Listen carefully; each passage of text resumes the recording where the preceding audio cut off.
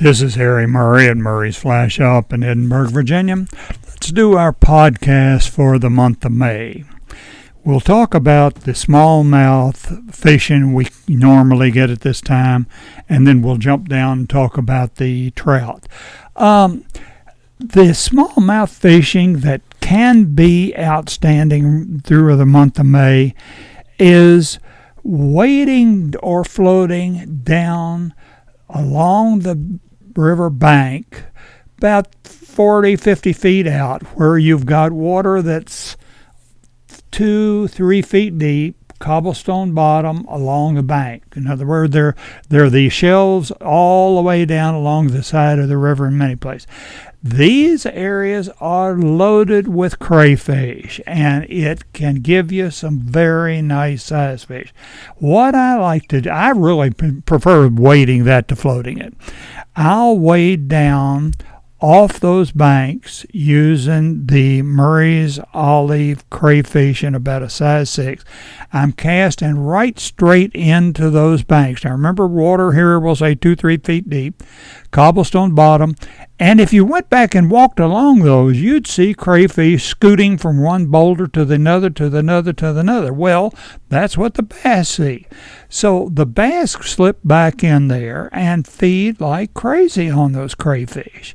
So I wade parallel to that bank just as far as they go, cast my crayfish back in there, let it land about a foot off the bank, and then I just strip it out in a manner that makes it just jump from one of those cobblestones to the other, maybe a 4-inch or 5-inch jump to one and then jump to the other, just like you would envision a real crayfish. Or if you walk, like I say, you walk back in there and look at them, you'll see them scooting along and back in there like crazy. And this has really turned into a terrific thing, because for some reason over the last 5 years, we're seeing more and more of these crayfish. Most of them running, I'd say 3 inches, but every now and then you get one to cover the best part of your hand. So there are crayfish galore. It's a very high protein diet for them, and these bass are going all over. And when I was a kid, 10 years old, fishing on the river with bait, I preferred the crayfish to anything I could get. The problem with me, I didn't really know how to catch them. So what I could catch them, I always did use them for bait. So don't pass that up. But the crayfish that has been so effective for us is that Murray's Olive crayfish in a size 6. But work it all the way, cast it back in against that bank, work it all the way out, we'll say 30 feet out, and then take 2-3 little steps downstream, shove it back in there, fish it all the way out again. A couple more steps, shove it back in there, and fish it all the way 30 feet out. It has just really been one of the most effective ways we've been fishing for smallmouth in the last couple years. Now, there's one other thing that goes on now that you're going to keep an eye on, because this can give you some big bass. The shiner minnows are now living in these cobblestones and pea-sized gravel along the bank. Along the banks, I'd say from the bank out to about 10 to 20 feet, where you've got these marble-sized gravel, there are oodles and oodles, and I mean hundreds and hundreds of these shiner minnows back in there. Well, now the bass feed sort of a hit and a run. There's no bass is going to go back there and sit in water 2 feet deep. But he will leave his deeper water, charge back in there, crash into those shiner minnows, and gobble. And then he'll back and forth. And there could be a couple different bass close by doing this. Now, certainly they are spooky when they're doing that.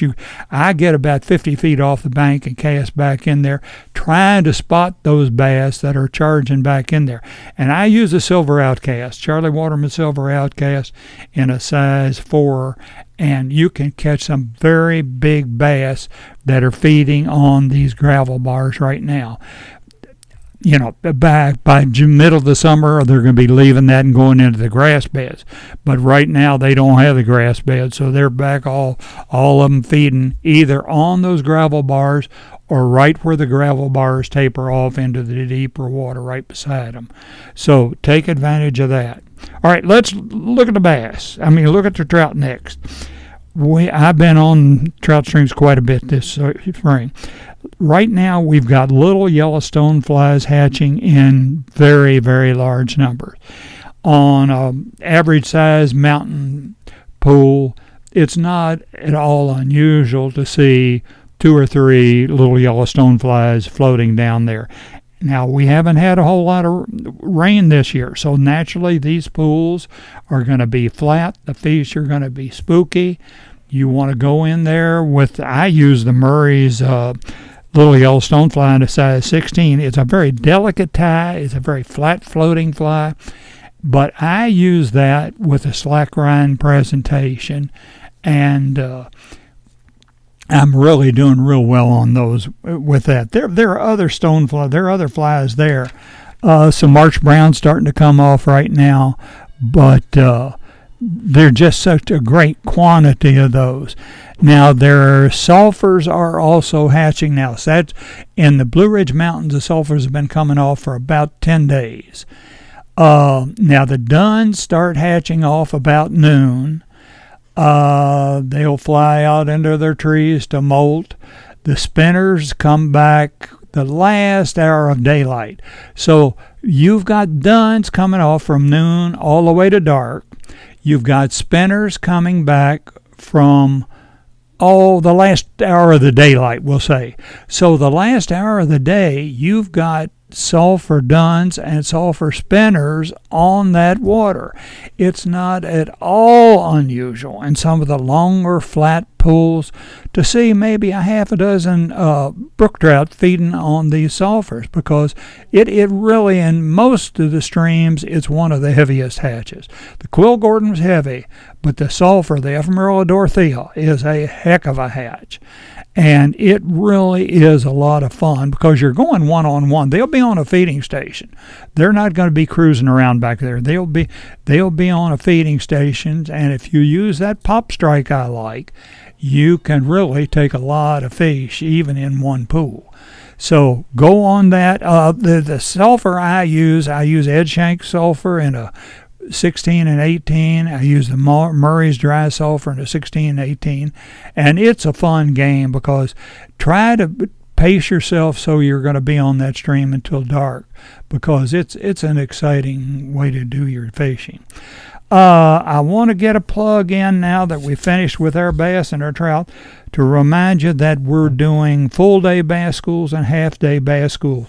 We've got 19 bass schools scheduled for this summer. A couple of them might be full, but just ring Rhonda at this number, 540-984-4212. You can sign up online, or you can ring Rhonda here to see how they're filling up. But now they will fill, so they start in here in a couple weeks and they go all the way through to the end of the summer.